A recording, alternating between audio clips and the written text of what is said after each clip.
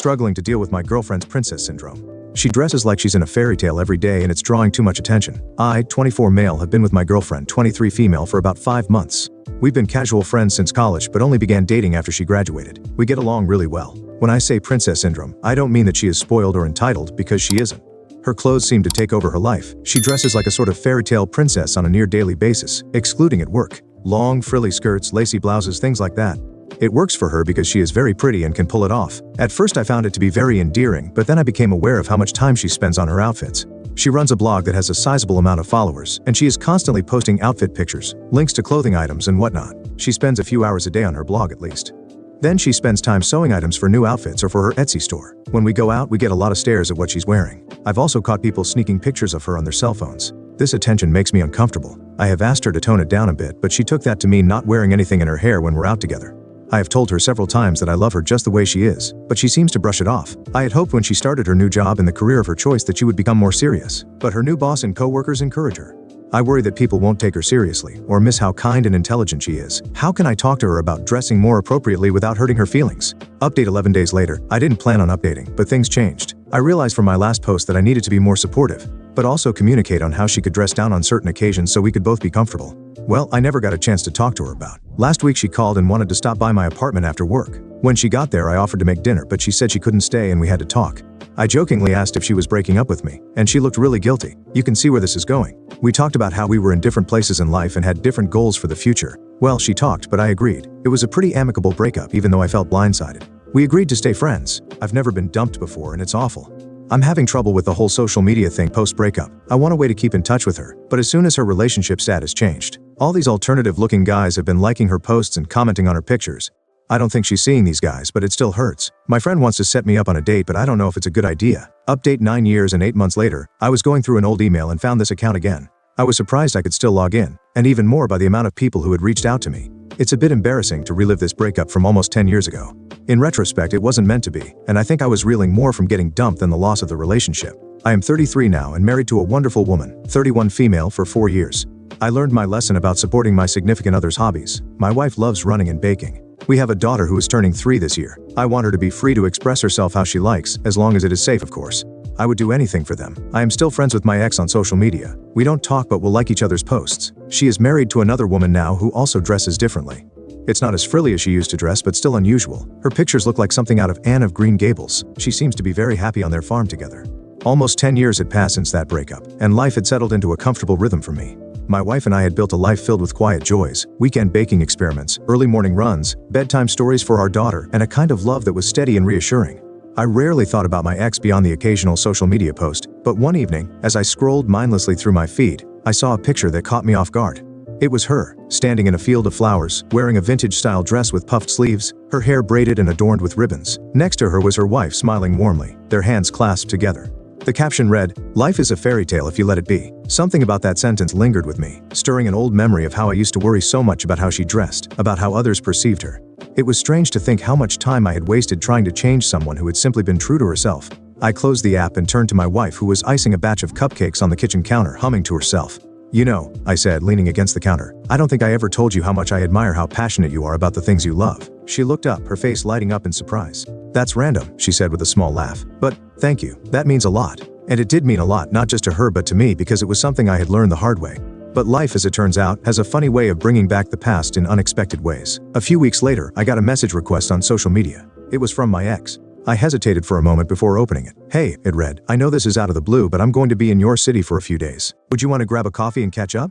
I stared at the message, my heart beating a little faster than I expected. It wasn't that I still had feelings for her. I loved my wife, loved our life, but there was something about reconnecting with someone who had been a significant part of my past that made me nervous. After a few minutes of contemplation, I typed back, "Hey, that sounds great. Let me know when you're free." And just like that, after nearly a decade, we were about to meet again. The day of the meetup, I arrived at the cafe a little early, feeling strangely out of place. When she finally walked in, I was struck by how much she had changed and yet how much she was still the same.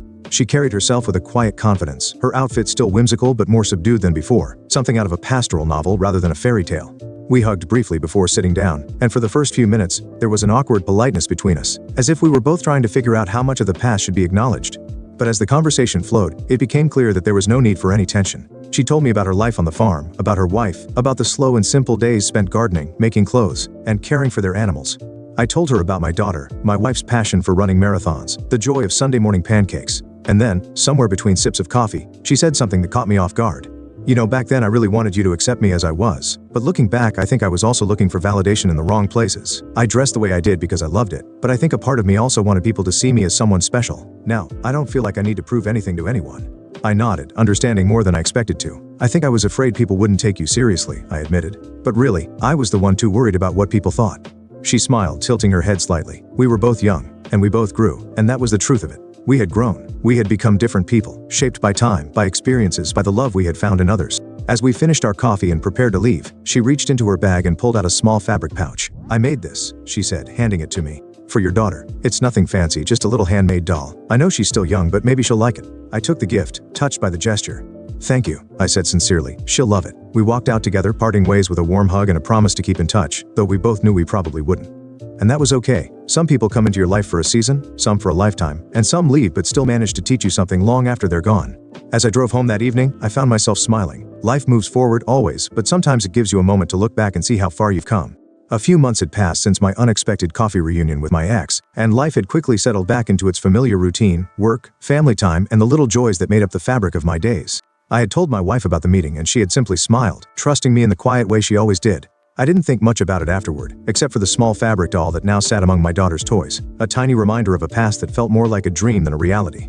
But then, out of nowhere, I got another message from my ex. Hey, it read, I know this is random, but I'm looking for someone in your area who knows a bit about small business finance. My wife and I are thinking of expanding our farm into a boutique bed and breakfast, and I remember you used to work in finance. Would you be willing to chat sometime? I hesitated. It wasn't that I didn't want to help, but something about diving back into her world, even for a brief moment, made me pause. After all, we had found closure, hadn't we? But then I thought about how much I had grown, about the life I had built, and I realized there was no reason to be hesitant. This wasn't about nostalgia or unfinished business, it was just one person helping another. So I replied, of course, I'd be happy to. A few days later we had our call. It was strange at first, hearing her voice outside the controlled limited space of a social media comment, but as we talked, it became clear how serious she was about this dream.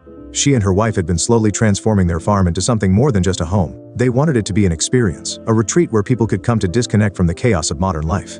She explained how they had already hosted a few guests in an informal capacity, people looking for a break from city life, drawn to the picturesque charm of their land and the old-world aesthetic she had always been so passionate about. But we need to make it official, she said. And I have no idea where to start with business permits, taxes, or anything like that. I walked her through the basics, explaining what steps she would need to take, how she could structure her business, and what financial pitfalls to avoid. It was a productive conversation, and by the end of it, I could hear the excitement in her voice. This was so helpful, she said. I can't thank you enough. And then with a small laugh, she added, it's funny, isn't it, how life turns out? I chuckled. Yeah, it really is. That should have been the end of it, but a few weeks later she messaged me again. We're having a soft launch event next month, just a small gathering to celebrate. No pressure, but if you and your family ever want a weekend away from the city, you're more than welcome. I showed the message to my wife, half expecting her to brush it off, but instead she surprised me. That actually sounds nice, she said. A quiet weekend on a farm? Our daughter would love it. And just like that, we were making plans to visit. When we arrived at the farm, it was like stepping into another world. The house was an old Victorian-style home, beautifully restored with a wraparound porch and vines creeping up the sides.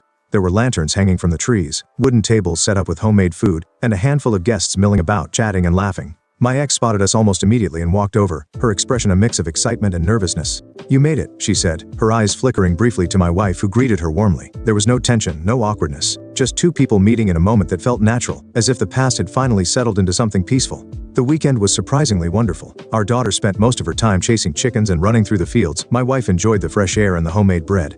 And I found myself genuinely impressed with what my ex and her wife had built. On the last evening, as we sat around a fire, she turned to me and said, I think I finally understand why things worked out the way they did. Back then, I wanted you to fit into my world, and you wanted me to fit into yours. But the truth is, we were meant for different stories. I nodded, understanding completely. And we both got happy endings, I said. She smiled. Yeah, we did. As we packed up to leave the next morning, my wife turned to me and said, I like her. She's got a good heart. I squeezed her hand, feeling grateful for everything I had. As we drove away from the farm, watching the house fade into the distance, I realized something important. Life isn't just about holding on to the past or even letting go of it.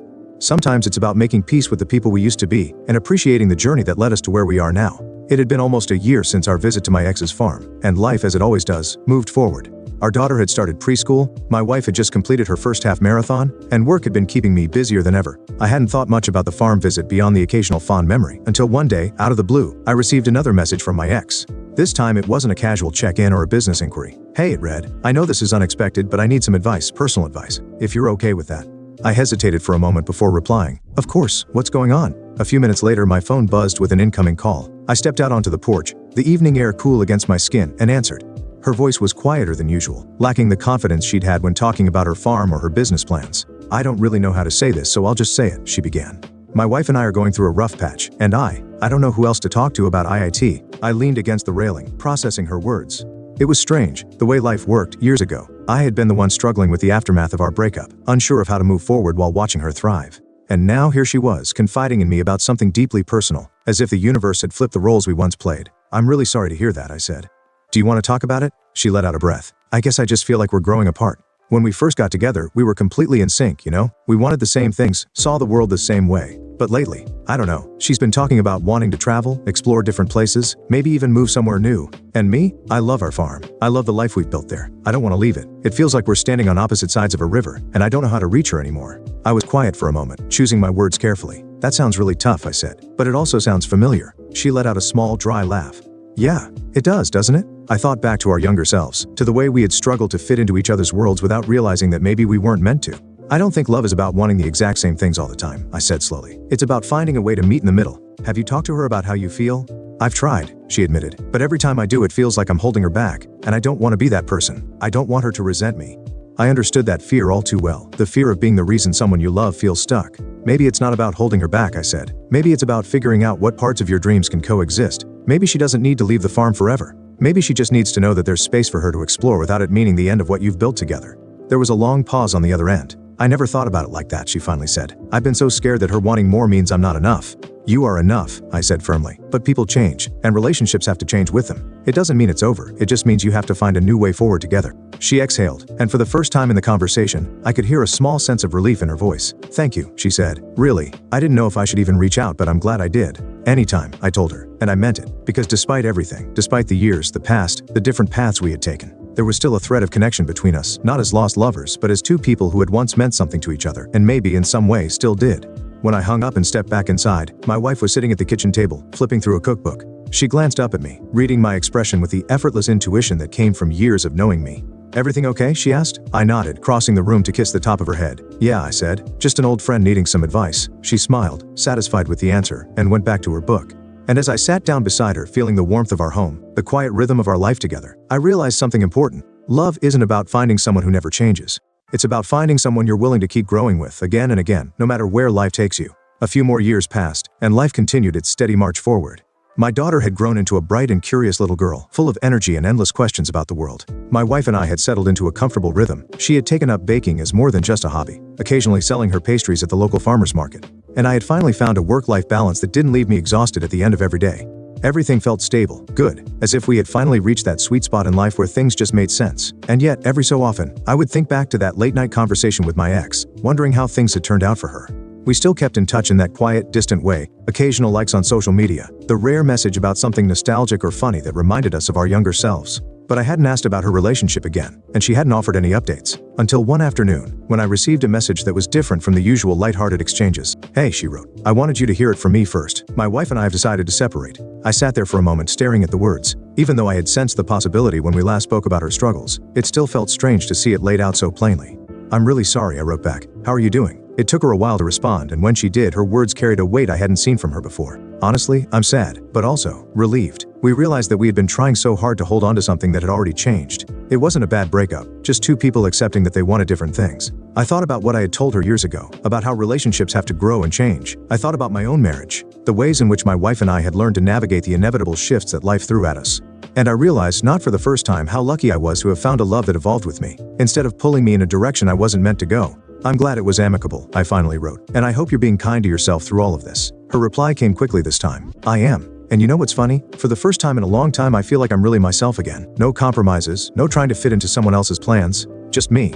I smiled at that, because if there was one thing I always knew about her, it was that she had a way of finding her own path, no matter how unconventional. The months that followed were a blur of small, everyday moments, helping my daughter with her first school project, celebrating my wife's birthday with a homemade cake that turned out lopsided but delicious, watching the seasons change from our porch as life continued in its steady, beautiful way. And then, one morning, I received another message from my ex. Hey, she wrote. I'm in town for a few days. Would love to catch up if you're free. It had been years since I had seen her in person, but something in me knew that this time, it wouldn't feel strange or heavy with the weight of old emotions. This time, we were just two old friends reconnecting, nothing more, nothing less. So I agreed, and we met at a small cafe downtown. The kind of place that served coffee in mismatched mugs and smelled like cinnamon and nostalgia. When she walked in, I almost didn't recognize her at first, not because she had changed drastically, but because she carried herself differently now. There was a lightness to her, an ease that hadn't been there before. She was still dressed in her signature style, though it had evolved, less fairy tale princess, more timeless, old-world charm. "You look good," I said as we hugged briefly. "So do you," she replied with a grin. And just like that, we slipped into conversation,